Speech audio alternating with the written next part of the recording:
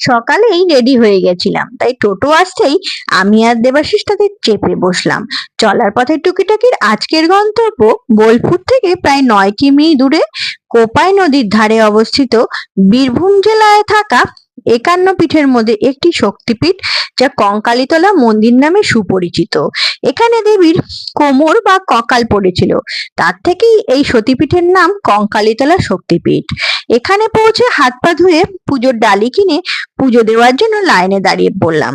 ভিড় খুব বেশি ছিল না, তাই পুজো দিতে বেশি সময়ও লাগলো না।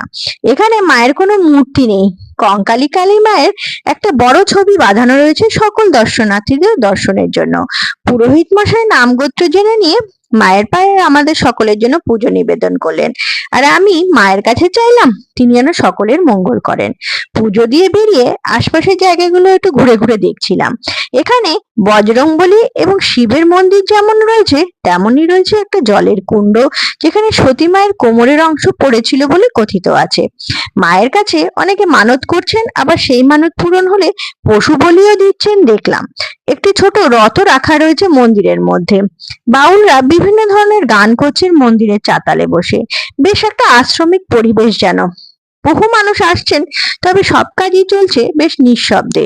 এবার ধীরে ধীরে মন্দির থেকে বেরিয়ে হালকা খিদে পাচ্ছিল বলে মন্দিরের বাইরে থাকা ছোট ছোট দোকানগুলোর দিকে এগিয়ে গেলাম। এই দোকানে পুরি, সবজি, গজা, সিঙ্গারা, জিলেপি, চপ, অমৃতি সবই পাওয়া যাচ্ছে, তবে সবকিছু কিন্তু নিরামিষ। আমরা অমৃতি নিয়ে টেস্ট করলাম। দাম প্রতি পিস 10 টাকা। দেবাশিসের কাছে স্বাদ ঠিকঠাক মনে হলো, আমার কাছে মিষ্টিটা যেন একটু কমই ঠেকলো। এই ছিল কঙ্কালীতলা মন্দিরে আমাদের অভিজ্ঞতা।